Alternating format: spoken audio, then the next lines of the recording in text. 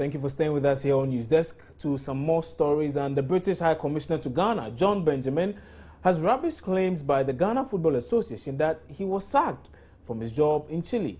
Now, he said contrary to that claim, coming to Ghana was rather a promotion because Britain's relationship with Ghana is of higher priority than that of Chile.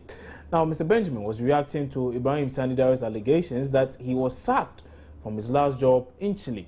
The High Commissioner told host of Joy FM Super Morning Show Kojo Yankson on Friday that the GFA had its facts wrong. Now, we're talking about what I did say, Kojo, and I've said nothing since on the record. This is the first time I've returned to speaking about it.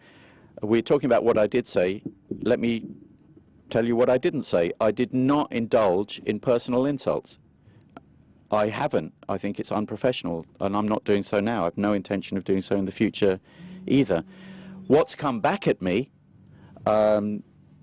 more than factual rebuttals or answers to me saying on air, I'm sorry if there are things I'm unaware of, I'd love to know about them, are more in the realm of insults very often, which is sad. Mr. Ibrahim Sani Dare, I'm not proud of this, by the way, but I think everyone knows it's on the record. He, amongst other things, because there have been other things, he's called me stupendously ignorant, which is a very nice thing to see said and written about you, of course. Cack-handed, you mentioned out of my wits, which is not an English phrase I use, but I think it means he thought I was mad.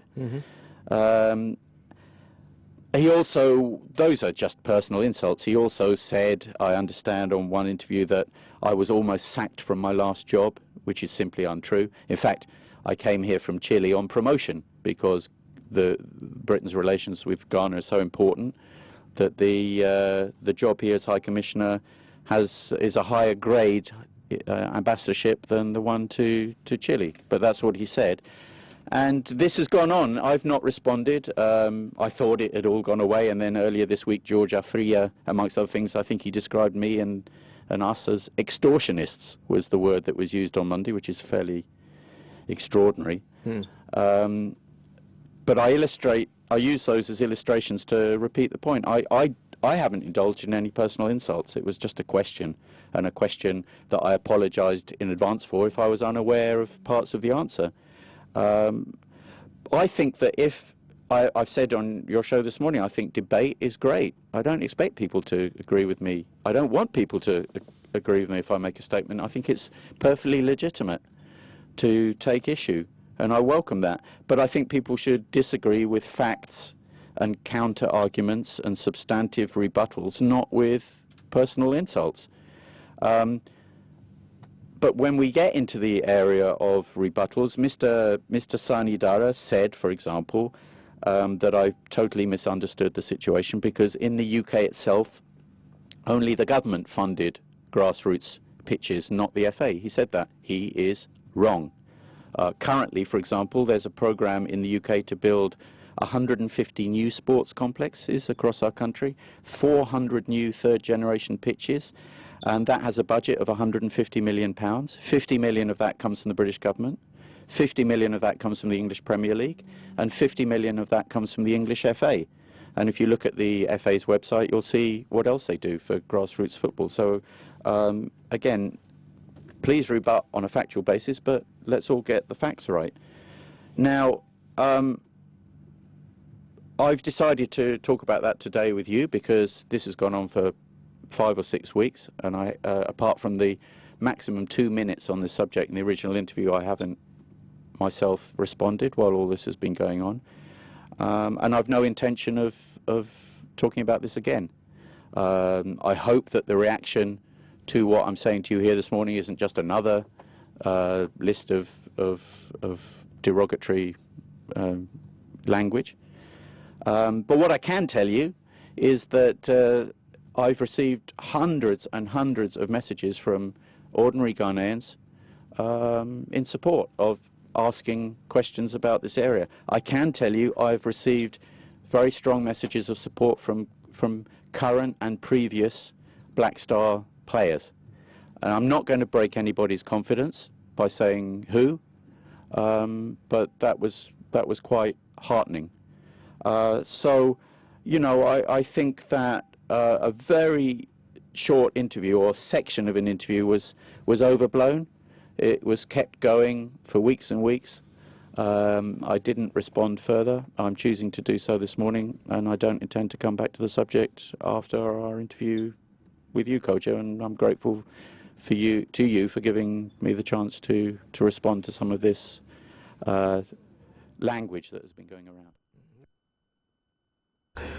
Now, let's do some politics. And the opposition New Patriotic Party is this morning holding a media briefing in protest of what it describes as, quote, an attack on democracy after the party's headquarters was raided on Monday. My colleague Kwachi Afreniamais is live on the grounds at the NPP headquarters and joins me.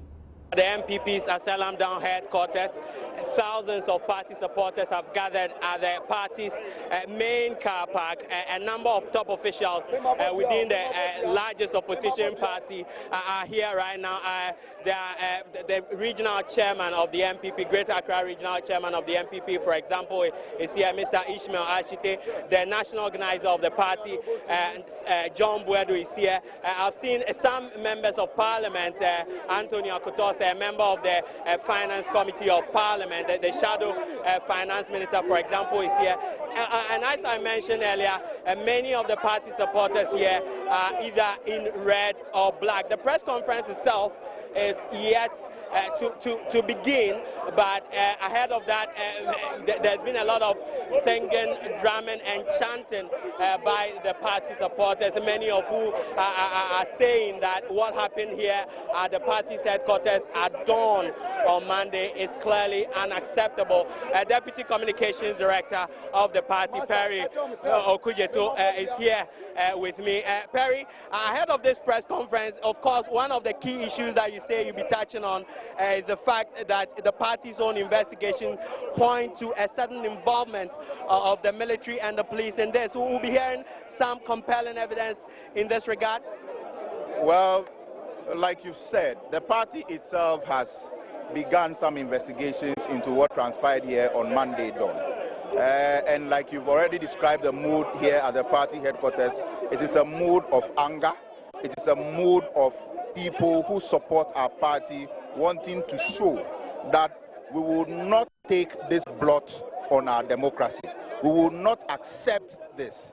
Our democracy is supposed to be about an exchange of ideas and a difference in opinion.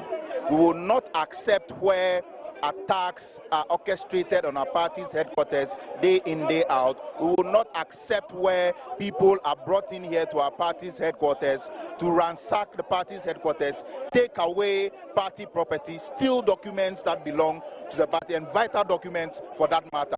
For the people who broke in here on Monday dawn, to be able to even know what a CPU is, to be able to locate what a hard drive is in a computer CPU, tells you that these are not just ordinary people who broke into this party's headquarters, and this is an affront to our democracy, and it's something that we will not accept.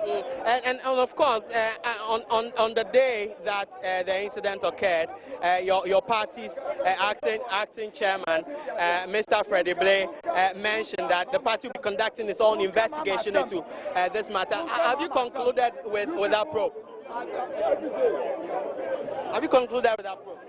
Well, at the press conference, the acting national chairman would outline some of the things that we've been able to pick up, some of the issues that have come up from our people who were present during the raid, and also the bits and pieces of information that we've picked up as a party. All that will be addressed during the press conference. Should we expect, Nanado is of course not in the country, will Dr. Bawumia be here?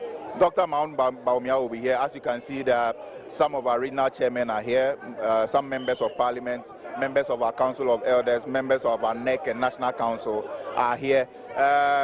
Ordinary party members from all walks of life are here.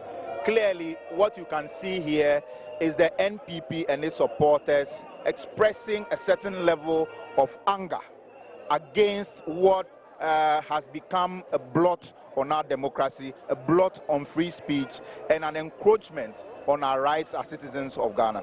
And I was in my interaction with you yesterday, you mentioned that the police CID has now turned the heat on some 4 party members. The party, you say, finds this rather curious. Yes, what we understand is that the scenario is simple.